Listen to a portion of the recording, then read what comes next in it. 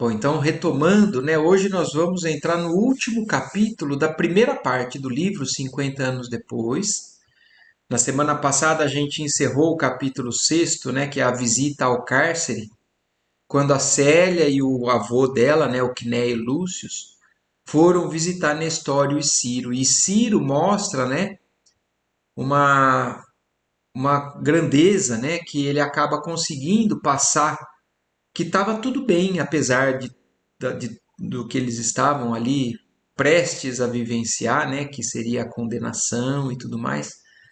Mas ele mostra para Célia que ele, acima de tudo, a fé, a coragem e o cristianismo, o exemplo que Jesus deu, estava vigorando dentro deles ali. Então a Célia sai de lá mais aliviada, mas ele intimamente, ele na verdade conseguiu por uma questão até de preocupação com ela, exteriormente mostrar tudo isso de maneira muito consolidada. Mas intimamente, né, alguma angústia ainda acontece. E a gente encerrou esse capítulo nesse momento. E aqui no último capítulo dessa primeira parte vai falar sobre o momento lá das festas de Adriano, né, do imperador na época, o casamento da irmã da Célia. Então vamos entrar aqui começar o sétimo capítulo. Quinéio Lúcio notou que a visita da neta aos condenados produzira efeitos grandemente benéficos. Apesar do abatimento, Célia mostrava-se corajosa na fé, mas calma e bem disposta. Contudo, o velho avô, considerando a sensibilidade do seu afetuoso coração de menina, providenciou junto dos filhos para que ela ficasse em sua companhia até a passagem das festas do casamento de Euvídia. Então aquilo foi muito bom. Célia estava realmente, né, definhando materialmente e aquilo que o vô conseguiu fazer através do pedido dela, levando ela na prisão, conversando com eles antes da condenação, foi bom. Mas ele ainda se preocupando mais com ela, pede para que ela fique mais tempo com ele, até o dia do casamento da Euvídia. Nesse ínterim, não podemos esquecer que a esposa de Lólio Úrbico, né, a Cláudia Sabina, o Lólio Úrbico é o prefeito, novamente em Roma ia frequentes vezes a Suburra, aquele bairro onde tinha aquela feiticeira lá, aquela pessoa que lia a sorte, onde mantinha os mais íntimos colóquios com a vendedora de sortilégios, já conhecida, né? A Plotina, que foi falada num dos capítulos ali atrás. Horas a fio, Cláudia e Plotina trocavam ideias à surdina, assentando providências criminosas ou arquitetando planos sinistros, salientando-se que a Téria, havendo conquistado o máximo da estima dos patrões, trazia a antiga plebeia informada de todos os fatos atinentes à vida íntima do casal. Nas vésperas do enlace de Euvídia, vamos encontrar a capital do império na agitação característica das épocas festivas. Preparando-se para sua derradeira romagem a um dos centros mais antigos do mundo, Adriano desejava brindar o povo romano com espetáculos inesquecíveis. Então, as festas que aconteciam, né, em Roma, na época do Império Romano, mais uma vez iria acontecer. E como o Adriano, né, como imperador tinha decidido, iria acontecer também juntamente com o casamento da Euvídia, da filha, né, do Euvídio Lúcio, irmã da Célia. Em tais ocasiões, as autoridades políticas aproximavam-se do sentimento popular, alimentando-lhe as vibrações de extravagância e de alegria. A inauguração de novos edifícios, os preparativos da viagem e a adesão do povo ao programa oficial justificavam os mais latos caprichos da magnanimidade imperial. Por toda parte verificava-se o frêmito dos trabalhos extraordinários enchendo a cidade de improvisações transformadoras. Construção de novas arcadas, pontes ou aquedutos provisórios, distribuições de trigo e vinho, organização de préstitos religiosos, homenagens a templos especializados, loterias populares e, por fim, o circo, com todas as suas novidades inexcedíveis. Então, a política do pão e circo, né, que a gente aprendeu na história, é exatamente isso que acontecia naquela época. O povo esperava sempre tais manifestações com júbilo incontido. Instalado no Palatino, Hélio Adriano cogitava de distrair as massas romanas, organizando comemorações dessa natureza, movimentando as autoridades e induzindo a guardar, porém, intimamente, o objetivo principal de todas as atividades, que era o de sua viagem à Grécia, cujas graças já lhe haviam conquistado a mais ampla simpatia. O grande imperador, classificado na história como o maior benfeitor das cidades antigas, onde se havia erguido o berço da cultura e da civilização, projetava as melhores construções para Atenas, bem como o estudo especializado das ruínas de toda a Hélade, de modo a beneficiar o patrimônio grego na medida de todos os seus recursos. Então é interessante ver, né, como o Império Romano dominava a tal ponto para deixar a marca dele, né, de construções, de benefícios em todos os locais, inclusive ali na Grécia, né, em Atenas.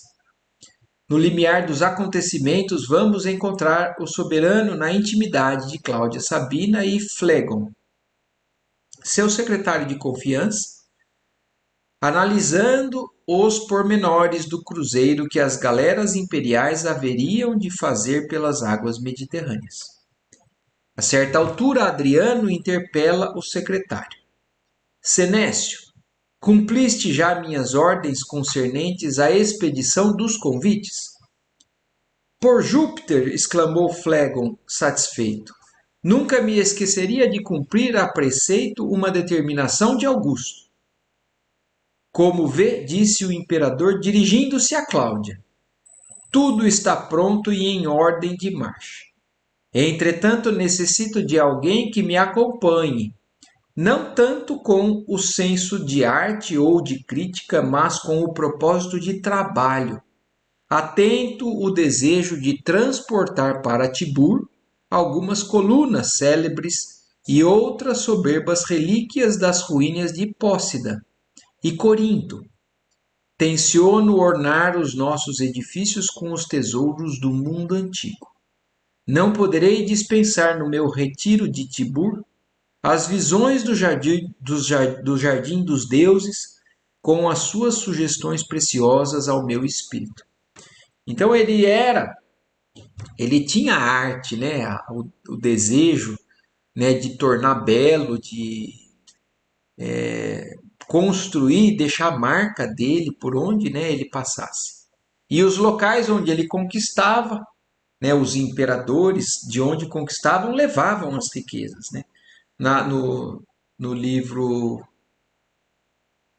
foi no livro anterior, eu não tenho certeza agora, não, foi nesse mesmo, mostrando, né, ali quando eles venceram mais uma vez, né, os hebreus, o povo hebreu, levaram muitos escravos e muitos dos tesouros daquela região. E aí agora ele falando o que eu tirei de Corinto, lá de quero levar para Atenas, montar as colunas que me agradam.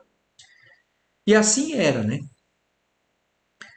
E nessa conversa com a Cláudia Sabina, que é a mulher do prefeito, então a mulher do prefeito ouviu-o com particular atenção e, aproveitando a oportunidade para realizar seus projetos, aventou, fingindo o maior desinteresse. Divino, o filho de Quinéio figura na lista dos vossos convidados? Não. Ovídio Lúcio seria um excelente companheiro, mas abstive-me de incomodá-lo, atento às suas condições especialíssimas de homem casado e chefe de família. Ora, replicou displicentemente a antiga plebeia, haveis de permitir discorde um tanto do vosso pensar a respeito. Acaso não tenho também um lar a exigir dedicação e cuidados? Não vou separar-me do esposo, que aqui ficará retido pelos deveres do seu encargo? No entanto, considero-me honrada em vos acompanhar, obedecendo alegremente à circunstância de representardes, para nós outros, o soberano e o chefe magnânimo. Acredito que o genro de Fábio pensará comigo sem discrepância. Daqui a 2 dias realizam-se os esposais da sua filha, mais velha, sob as vossas vistas magnânimas. Ele que recebeu tantos favores de vossas mãos generosas, poderia desdenhar o ensejo de vos ser útil em alguma coisa? Então, olha como ela vai manipulando, né? Para conseguir aquilo que ela queria. Mais uma vez, ela queria conseguir tirar o Elvídio Lúcius ali da casa dele, né? E estar numa viagem com ele para continuar investindo naquilo que era o seu objetivo. Depois de uma pausa em que seus olhos fixaram profundamente o imperador, de modo a recolher o íntimo efeito de suas palavras, continuou. Conhecendo pessoalmente as obras de Tibur, que tanto seduzem o gosto artístico, penso que só um esteta como Elvídio poderia operar o milagre de escolher o preciso material e superintender o seu transporte para Tibur. Além disso, além do mais divino, creio que essa viagem, ausentando-nos de Roma por mais de um ano, seria sobremaneira agradável ao seu ânimo de patrício. Novas possibilidades, novas realizações e novas perspectivas, penso, lhe granjeariam vantagens para a própria família, visto que o império, representado em vossa magnanimidade, saberia recompensar-lhe todos os méritos. Então ela continua, né, de alguma maneira, tentando convencer o imperador a levar o Elvídio Lúcio. Hélio Adriano meditou um instante enquanto o secretário tomava alguns apontamentos. A seguir, levando em conta as observações de Cláudia, que o fixava ansiosa, respondeu solícito. Tens razão. Elvídio Lúcio é o homem que procuro. Sabina fez um gesto expressivo de satisfação enquanto o imperador incumbia Flegon de levar em seu nome o respectivo convite. Então, na mesma hora, decidiu e aí mandou que já fosse convidado o Elvídio a essa tarefa. Colhido pelo mensageiro no meio das atividades festivas do lar, o tribuno surpreendeu-se grandemente. Não esperava um ato daquela natureza. Outrem poderia honrar-se com a gentileza. Ele, porém, sentimental por índole, preferia a paz doméstica, longe do turbilhão de bagatelas frívolas da corte. A viagem à Grécia em tais condições afigurava-se-lhe aborrecida e inoportuna. Além disso, deveriam partir dentro de uma semana, e quem poderia pensar no regresso? O soberano estava habituado a fazer excursões longas e frequentes através do mundo antigo. Na viagem de 124, estivera ausente de Roma por mais de 3 anos consecutivos e tanto se apaixonara por Atenas que chegara ao extremo de se iniciar pessoalmente nos mistérios de Eleusis. Então, era um dos rituais, né, que eles faziam, na verdade, de instruções na prática de agricultura e tudo mais. Então, mostrando como o imperador era envolvido e admirava ali a região da Grécia, a ponto de preocupar o Elvídio com relação ao tempo que eles poderiam acabar precisando ficar distantes nessa viagem, né? Todavia, antes que as reflexões penosas lhe anulassem de todo o ânimo, chamou a esposa no tablínio, onde examinaram atentamente o assunto. Por mim, exclamava o tribuno com o seu espírito resoluto, procuraria esquivar-me, desistir do convite. Essas ausências de Roma, com a separação da família, transtornam-me o pensamento. Sinto-me deslocado, aborrecido, insatisfeito. Alba Lucínia ouvia-lhe as afirmativas com o coração alarmado. Então, lembrando que a Alba Lucínia, né, no final da última viagem, já estava super angustiada a ponto de, né, pedir ou autorizar que a Célia e a amiga dela fossem naquela reunião cristã para pedir em oração que pudesse livrar ela livrar do risco, né, dos problemas que essa viagem próxima, junto com a Cláudia Sabina, poderiam trazer. Então, ela ouvindo essas notícias, estava já com o coração apreensivo de novo. Para o seu espírito sensível, semelhantes perspectivas eram assaz amargas e perturbadoras. Certo, Cláudia Sabina iria também a ela de distante, e por tempo que ninguém poderia precisar. Anuir a viagem do esposo era entregá-lo às seduções inferiores daquela mulher, cujos sentimentos inconfessáveis a sua intuição feminina pressentia. Mas não só isso a preocupava. A sua situação em Roma tornar-se-ia novamente penosa durante a ausência do companheiro. Lólio, sem dúvida, voltaria a assediá-la com mais veemência e teimosia. Então a preocupação é para ambos os lados, né? Por conta do assédio de Cláudia a Elvídio e por conta do assédio de Lólio Úrbico à própria Alba Lucínia. Pensou em falar a Elvídio, cientificá-lo de todos os fatos ocorridos na sua ausência, expor-lhe com sinceridade os seus escrúpulos, mas logo à mente lhe veio a figura paterna.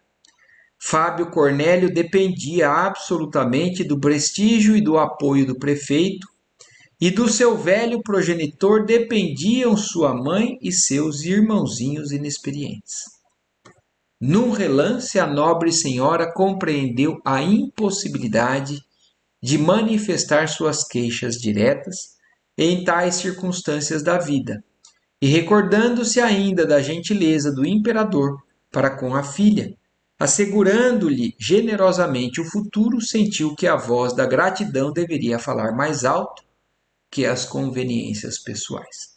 Olha aqui, né, exemplos de espíritos mais avançados, né? A gente sempre tem esses detalhes, essas descrições em momentos onde assuntos pessoais vêm aí para serem decididos. Ela pensa que olhar pelos outros, pensar nos outros, no caso agora dela, né? É muito mais importante. Então, a gratidão ao que a pessoa tinha feito vale muito mais do que as minhas conveniências pessoais. Então, é o espírito, né, de abnegação, o espírito de abrir a mão daquilo que é importante para si em prol, em benefício dos outros. Elvídio, murmurou ela depois de viver intensamente as suas lutas íntimas. Ninguém mais que eu poderá sentir a tua ausência. Sabes que a tua presença no lar constitui a minha proteção e a nossa família, e a de nossa família. Mas o dever, querido, onde fica o dever nas atuais circunstâncias de nossa vida? O convite do imperador não deverá representar para nós uma prova de confiança? E a generosidade de Adriano para conosco, a dádiva de Capua, não se verificou de modo a cativar-nos para sempre? Tudo isso é verdade, confirmou o tribuno calmamente. Mas eu odeio esse totalitarismo do império que nos rouba a autonomia individual e nos anula a própria vontade. Contudo, precisamos refletir para nos adaptarmos às circunstâncias, obtemperou a esposa de maneira a confortar o espírito abatido do companheiro.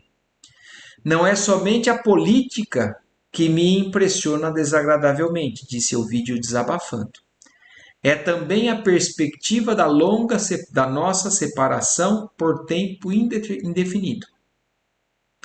Longe do teu coração ponderado e carinhoso, sinto-me passível de esmorecimento ante o assédio das tentações de toda espécie que me dificultam as iniciativas necessárias. Além do mais, terei de partir em companhia de pessoas que me não são simpáticas e cujas relações sociais detesto sem restrições. Alba Lucínia compreendeu as alusões indiretas do companheiro exacerbado e, tomando-lhe as mãos afetuosamente, exclamou com meiguice: Euvídio, muita vez quem odeia é que não soube amar convenientemente. Porque ele falou, né? Eu odeio essa pessoa, odeio a maneira que o império lida. E agora ela chamando a atenção para ele sobre o sentimento que ele estava, né? Exteriorizando ali, cultivando.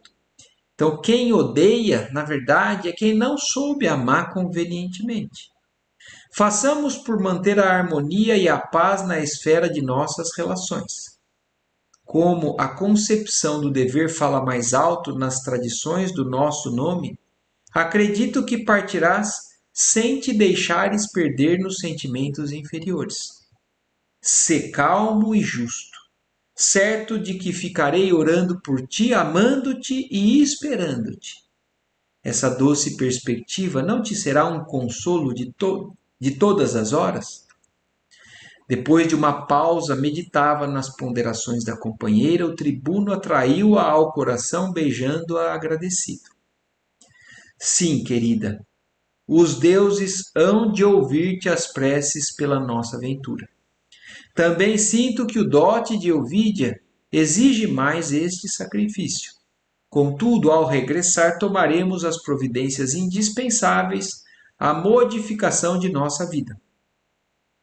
Alba Lucínia experimentou um brando alívio ao reconhecer que suas palavras haviam tranquilizado o companheiro. Mas, voltando ao seu pequeno mundo doméstico, passou a refletir na sua amargurada situação pessoal, considerando as penosas provações que o destino lhe reservava no curso da vida.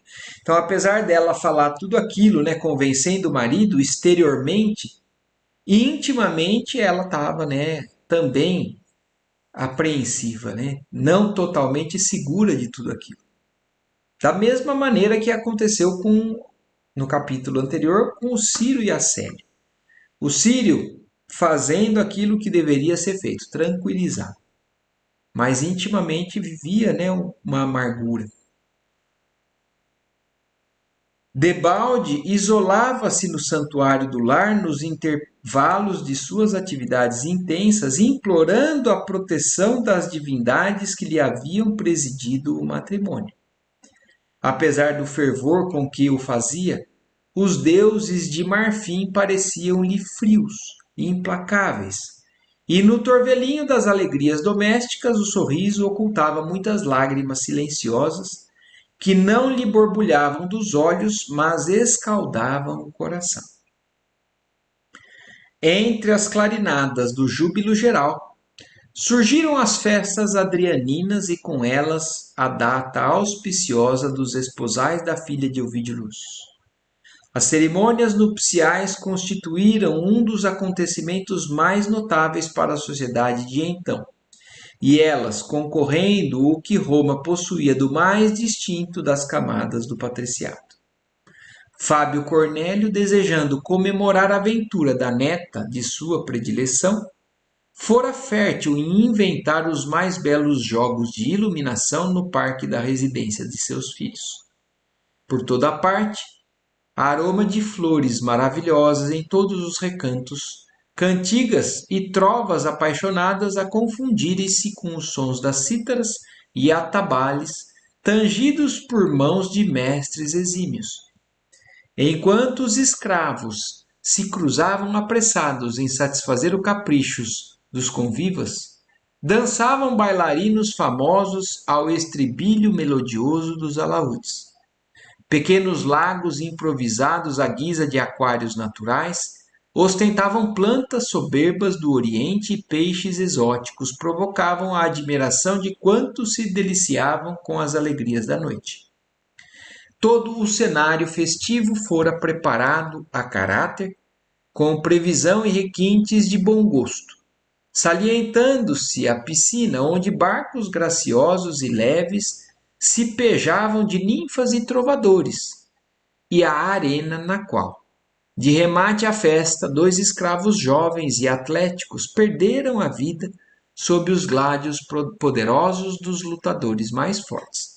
Então, dando uma pincelada, né, sobre mais uma vez como eram essas festas, como eram as apresentações, inclusive, olha como eles falam, né? O Emmanuel descreve aqui como na época isso era normal, comum. Então, hoje a gente ouve uma notícia de alguém que morreu aqui na cidade ou algum lugar, a gente fica sensibilizado, né? Como isso mexe com a vida da família, da pessoa, por que que aquilo aconteceu, partiu, né, antes de concluir o tempo da encarnação, ou foi antes ou não. O quanto a gente hoje é mais sensibilizado com relação a isso. Ao passo que na época, você viu numa festa,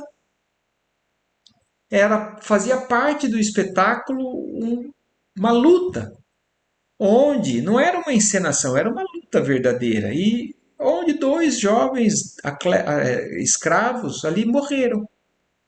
Então, lutaram, foram feridos, morreram, desencarnaram e ali continua a festa, né?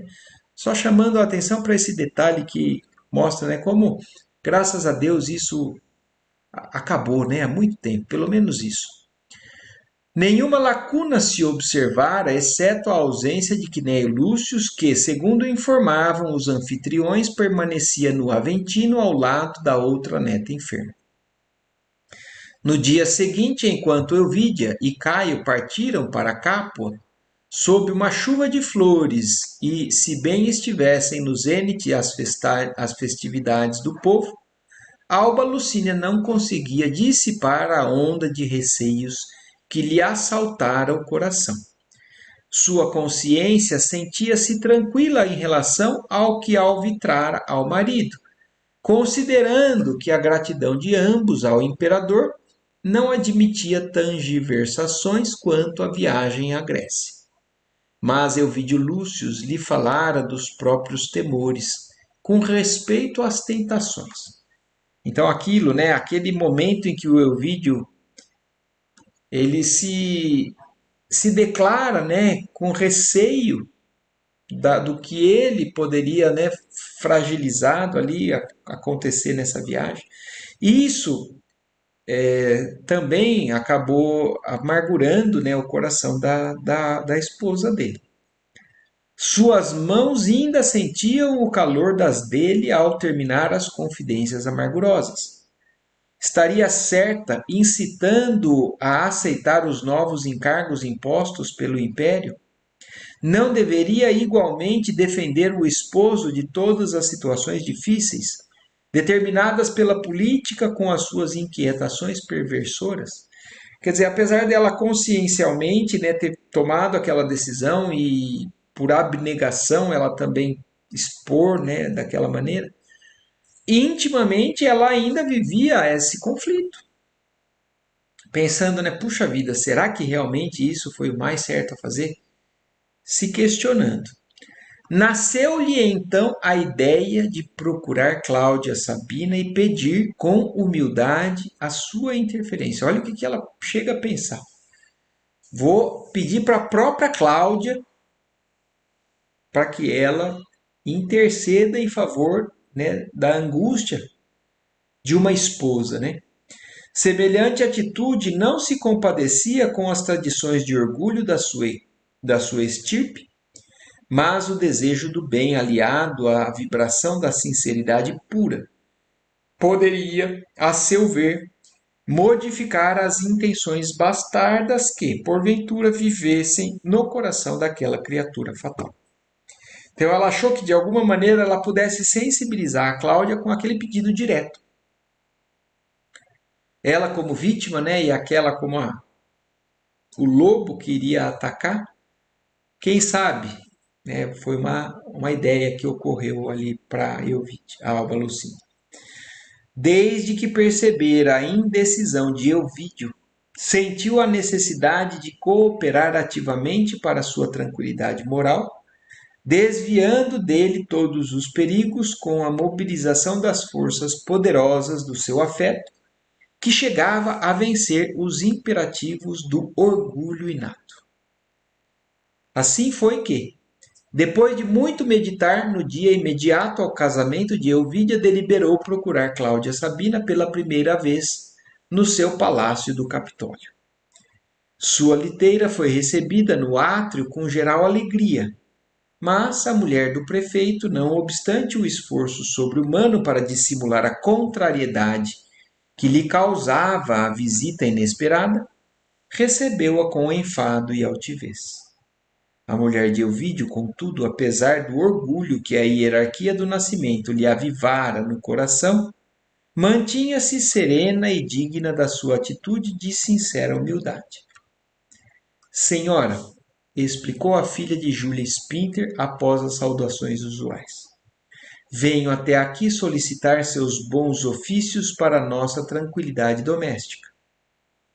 As suas ordens, retrucou a antiga plebeia, assumindo ares de superioridade e cortando a palavra da interlocutora. Terei o máximo de prazer em lhe ser útil. Não lhe sendo possível devassar os sentimentos mais íntimos da esposa de Lólio Úrbico a seu respeito, a nobre senhora prosseguiu com simplicidade. Acontece que o imperador, com o cavalheirismo e a magnanimidade que lhe marcam as atitudes, convidou meu marido para acompanhá-lo à Grécia, onde talvez se demore mais de um ano. Elvídio, porém, tem numerosos trabalhos em perspectiva e que dizem com a nossa tranquilidade futura. A referida excursão, com a honrosa incumbência que lhe foi confiada, representa para nós um motivo de honra e alegria e, contudo, resolvi apelar para o seu prestígio generoso junto de César, a fim de que dispense meu marido dessa comissão. Então, olha que impressionante, né? O pedido que ela foi fazer para a própria Cláudia Sabina para pedir a César para desincumbir o marido daquela missão. Oh, mas isso seria transtornar completamente os planos de Augusto, disse Cláudia Sabina com visível ironia. Então a esposa de Elvídio não se alegrará de compartilhar com ele a sagrada confiança do império? Não me consta que uma patrícia de nascimento fugisse, algum dia, de comungar com o marido nos esforços preciosos que elevem os homens à culminância do serviço social.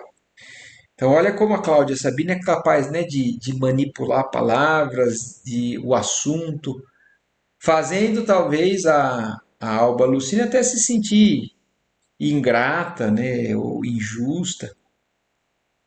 A Alba Lucina escutava, surpreendida, entendendo integralmente aqueles conceitos irônicos e atrevidos.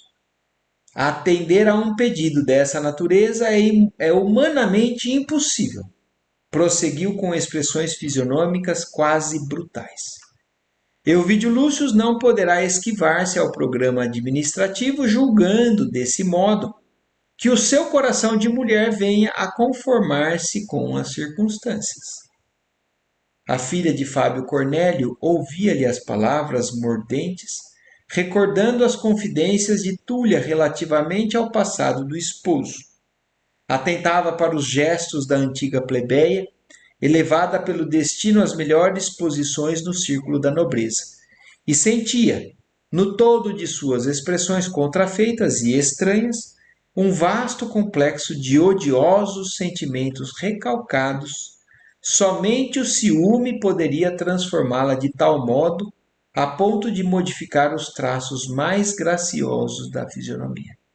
Então ela consegue, né, perceber, por conta do que tinha ouvido falar, né, de quem ela era, e através da fisionomia, né, que se transfigura, apesar de falar bonito, de maneira bonita, a fisionomia dela não traía, né, o que ela estava fazendo. Não contavam elas a mesma idade, mas possuíam ambas os mesmos atrativos físicos da mulher formosa que ainda não chegou ao outono da vida e guarda as melhores prendas da primavera. Ao passo que Alba Lucínia atingira os 38 anos, Cláudia chegara aos 42, apresentando as duas as mesmas disposições de mocidade refletida. Notando que Alba Lucínia lhe reparava todos os gestos, analisando-lhe as mínimas expressões com a sua observação inteligente e guardando toda a sua superioridade na face dos seus conceitos apressados, a esposa de Úrbico irritou-se profundamente. Afinal, exclamou quase ríspida para a Patrícia que a escutava em silêncio. A senhora pede-me o inexequível, pois fique sabendo que atravessamos uma época difícil, em que as mulheres são obrigadas a abandonar os companheiros ao sabor da sorte. Eu própria, possuindo o prestígio para o qual venho apelar, não consigo ladear semelhantes contingências. Casada com o prefeito dos pretorianos, já lhe ouvi dos próprios lábios a dolorosa afirmativa de que não poderá querer-me nunca. Olha o que a Cláudia está afirmando para a própria Alba Lucínia, né? Na vida íntima entre os dois ali, né? Assim falando, fixou na interlocutora os olhos chamejantes de cólera, enquanto a Alba Lucínia sentiu o coração pulsar precípite. E sabe a senhora quem é a mulher que detém as preferências de meu marido? Perguntou a antiga plebeia com expressão odienta, indefinível. A nobre Patrícia recebeu-lhe a alusão atrevida, de olhos úmidos, nos quais transparecia a dignidade da alma. O seu silêncio, murmurou Sabina arrogante, dispensa maiores explicações. Então, nós chegamos na metade do capítulo agora, né, e mostrando, né, nessa conversa difícil que está acontecendo aqui, mas primeiro foi de maneira ali um pouco velada, uma tentando sensibilizar a outra, mas chegou ao ponto agora, né, de, na verdade, a Cláudia Sabina já falar mais abertamente com relação a algumas particularidades do relacionamento dela, com relação ao sentimento do prefeito do Lólio Úrbico, que é o marido dela, para com a própria Alba Lucínia. E aí, como ela encerra aí, né?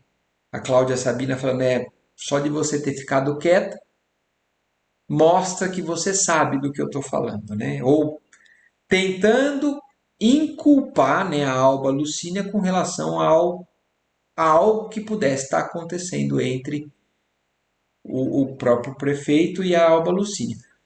Querendo fazer com que assim a Cláudia Sabina se colocasse em posição de vítima, de que então o que eu estou fazendo é, na verdade, para te dar o troco do que você está fazendo comigo, seja lá o que for. São, na verdade, agora mais suposições, né? Mas o fato é que ela, a Cláudia Sabina, mesmo ela sendo o espírito, né, ali maldoso, né, que tem intenções mesquinhas, inverte a situação, tenta inverter a situação, fazendo com que a Alba Lucínia parecesse o problema, né, com falta de compostura, né, e fazendo algo de errado, para poder se sentir menos culpada, talvez, ou não, para conseguir aquilo que ela queria, realmente custe o que custar, pode ser.